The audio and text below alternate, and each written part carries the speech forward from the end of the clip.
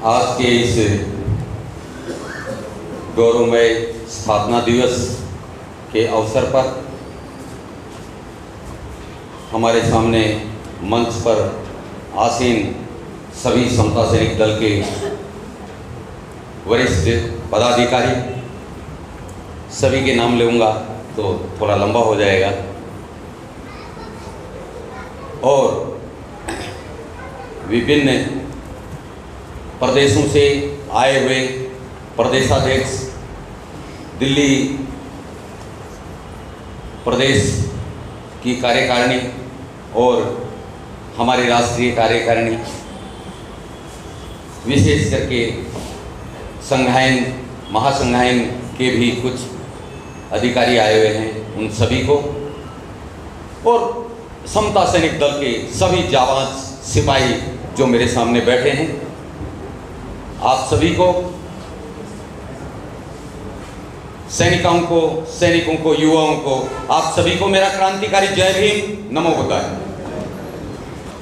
साथियों, आप काफी समय से समता सैनिक दल की क्रांतिकारी गूंज को सुन रहे हो।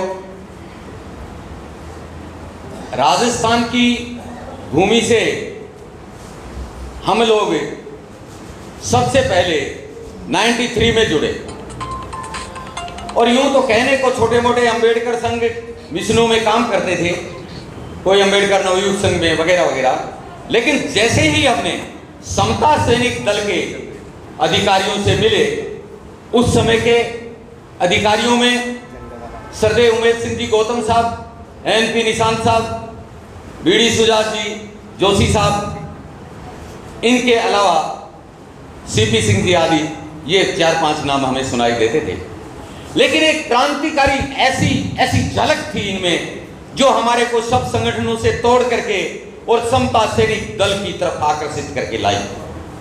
हम लोगों ने समता सैनिक दल के माध्यम से, आप सभी साथियों ने देखा होगा, बड़ी बड़ी यहाँ पे इतने बड़े प्रोग्राम्स हुए कि समता सैनिक दल, आप सभी जानते हो कि एकमात्र संगठन था जो कि पूरे भारतवर्ष में जागरूकता के नाम से, बाबा साहब के मिशन के नाम से जाना जाता था। वक्त ने करवटें बदली, चेंजेस आते रहे। साथियों, मैं अधिक लंबे उन विषयों पे नहीं जाऊंगा, लेकिन मैं कुछ 2-4-5 बातें अपनी कह करके अपनी बात को खत्म करूंगा। आज के इस समय हम लोग कहां खड़े हैं और क्या हमें करना चाहिए, ये हमारे लिए बहुत महत्वपूर्ण बात है, क्योंकि युवा शक्ति को जोड़ने की जो बात है वो बहुत महत्वपूर्ण है। मेरे जैसे साथी, मैं तो 70 को आसपास हूं, और ये 3-4 नाम मैंने जो लिए, ये हमारे पदाधिकारी वरिष्ठतम हैं। उसके बाद से जो जुड़े हुए साथी हैं, युवा जो कॉलेज स्टूडेंट्स हैं, उनकी कुछ कमी समता सैनिक दल में नजर आ रही है, और इसके पीछे कई कारण हो सकते हैं। हम लोगों का तो ये कहना है कि जीना हमें उनके लिए, हमारे लिए जो मर गए, और मरते मरते वो हमें जीने के काबिल कर गए। युग बीते राम को पूजते, पर हुआ न दुख निवार। युग बीते राम को पूजते, हुआ न दुख निवार। और शरण चलो अब बुद्ध की, कर भीम का जय जयकार, कर भीम का जय जयकार। कि सहता रहा हर जुल्म को, क्या तेरी थी मजबूरियां, और जाति धर्म गरीबी की बढ़ती गई क्यों दूरियां। और जीना है तो जान ले मनुवाद की मगरूरियां, वरना तेरी गर्दन पर चलती रहेंगी छुरियां। और तेरी दास्ता के लिए कुछ तू भी जिम्मेवार है। ऐ बहुजन तू जाग जा, ऐ मूल निवासी जाग जा, ऐ समता सैनिक दल के सैनिक कमांडर जाग जा। वक्त की पुकार है और कानों में तेरे गुंजती जय भीम की हुंकार है, जय भीम की हुंकार है।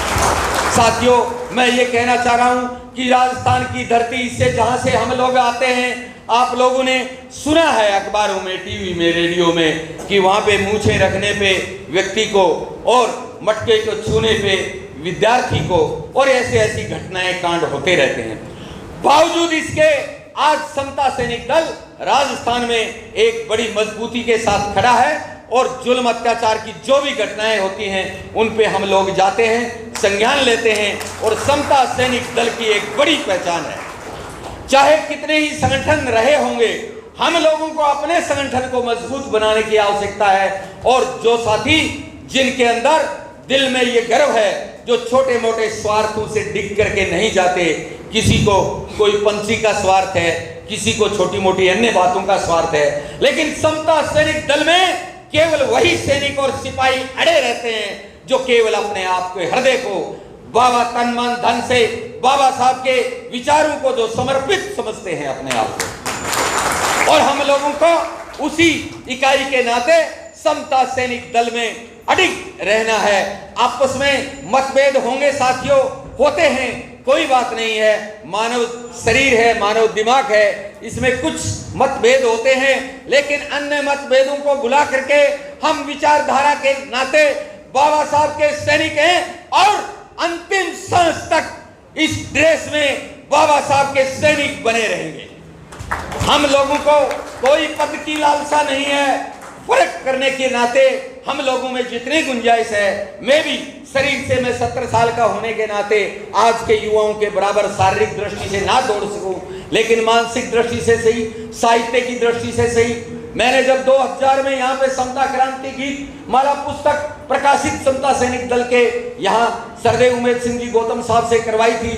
साहित्य के क्षेत्र में हम लोग बढ़ते जा रहे हैं। यहाँ पे एक ये बहुत आवश्यक है कि हमारे यहाँ पे एक पत्रिका का निकाह मतलब विमोचन प्रकाशन मासिक ही सही, त्रैमासिक ही सही होना चाहिए। आज हम लोग अल्टरनेटिव व्यवस्थाओं के बारे में हम लोगों को सोचना चाहिए। दैनिक संज्ञान नहीं लगा पाते, कोई बात नहीं है, लगानी चाहिए, लेकिन लगा नहीं पा रहे हैं तो एक बार साप्ताहिक ही लगाइए भाई, लेकिन संज्ञान को खड़ा कीजिए। जब तक संज्ञान खड़ी नहीं होगी हम लोग आगे नहीं बढ़ पाएंगे साथियों। हम दो चार बातें कह करके मैं मेरी बात को विराम दूंगा साथियों। मैं जब 75 में लॉ कर रहा था, LLB कर रहा था और मैं RSS में 7 साल मैंने काम किए, वहां के ऑफिसर ट्रेनिंग कैंप मैंने अटेंड किए और उनको पास किया। उस समय हम लोगों को आंतरिक सुरक्षा कानून में मेरे को भी डाल दिया गया था और मेरी 1 साल बर्बाद हो गई थी। तब मेरे दिल में एक ही भावना आती थी कि काश जैसे देशभक्ति का ये झूठा छलावा करते हैं, हिंदुत्व का झूठा छलावा करते हैं, काश मेरे समाज में कोई दल ऐसा हो। हम बाबा साहब के समता सैनिक दल को नहीं जानते थे साथियों, लेकिन जैसे ही समता सैनिक दल को जाना तो लगा अरे यही तो वो संगठन है जिसकी हमारे दिल में भूख है, जिसकी हमारे दिल में एक प्यास है। इस नाते हम लोग लगे और आज के ये सारे के सारे सैनिक सिपाही उसी भावना से, उसी कारवा के साथ हम लोग आगे बढ़ रहे हैं। खैर एक दो बातें और हैं, मुझे बड़ी अच्छी लगती है RSS की ये बात कि उनका सर्वोच्च अधिकारी आजीवन सर्वोच्च रहता है। अरे क्या दिक्कत है इस समता सैनिक दल में? सरदेव उमेद सिंह जी यदि आजीवन अध्यक्ष हो तो क्या फर्क पड़ता है? इन विषयों पे हमें सोचना चाहिए। बहुत सारे विवाद खत्म हो जाते हैं, नए व्यक्ति को लाते हैं, मोहन भागवत के बाद में नया व्यक्ति आएगा, ये चीजें हमने देखी है वहां। कोई बात नहीं है, दुश्मन के पास भी कोई अच्छी चीजें हो तो हम लोगों को लेनी चाहिए। मैं उन विषयों पे नहीं जाना चाहता कि ये चुनाव भी एक अच्छी पद्धति है, लेकिन इन विवाद के कारण, दिल्ली के विवादों के कारण हम लोग प्रदेशों में पिट गए साथियों, और पिटते पिटते इन स्टेजों तक आ गए कि राजस्थान से 900 समता सैनिक दल के सैनिक ड्रेस में मेरे साथ 2000 में यहाँ आए थे। आज हम कहाँ खड़े हैं? हम लोगों को बड़ी पीड़ा होती है और उसका एक बड़ा कारण हमारी आपसी मतभेदों को जाता है। उन मतभेदों में सरेंडर हैं। सरदेव उमेद सिंह जी गौतम साहब ने बड़े खुले दिल से पिछली बार 2-3 प्रयास किए और कहा ये पद संभालो, लेकिन एकता करो, नहीं हो पाई, कोई बात नहीं है। लेकिन हम लोगों के सामने इन सारी बाधाओं को, विवादों को हम लोग खत्म करते हुए हम लोग आगे नहीं बढ़े। अभी मेरे साथी उत्तर प्रदेश के प्रदेशाध्यक्ष भी कह रहे थे और आप सभी भी जानते हो कि हमारा अंतिम जो है ना, अब नहीं तो कभी नहीं, अब ना जगे तो कभी नहीं जग पाओगे।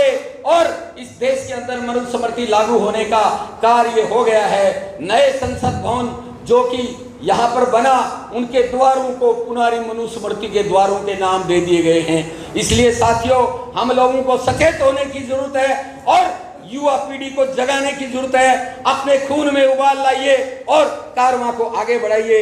मैं मेरी बात को ज्यादा अधिक लंबा ना कहते हुए मेरी बात को इन 2 शब्दों के साथ में मैं विराम दूंगा साथियों,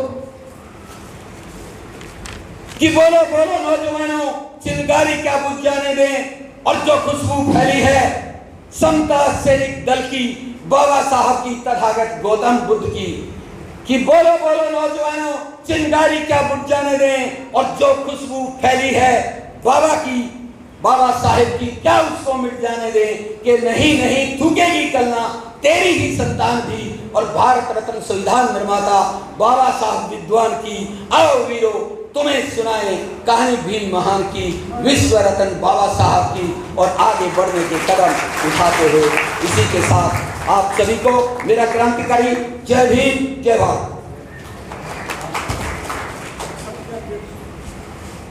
धन्यवाद आदरणीय धर्मपाल बोध जी,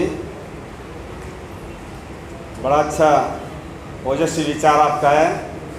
और आपने जो कहा समता सैनिक दल के 2010 में, वास्तव में 2001-2 से पहले जो कारवा था 1990 से और 2010 तक जो कारवा चला है समता सैनिक दल का, वो बहुत मजबूत था। उसी को मजबूती प्रदान करने के लिए आप लोगों को इकट्ठा किया है।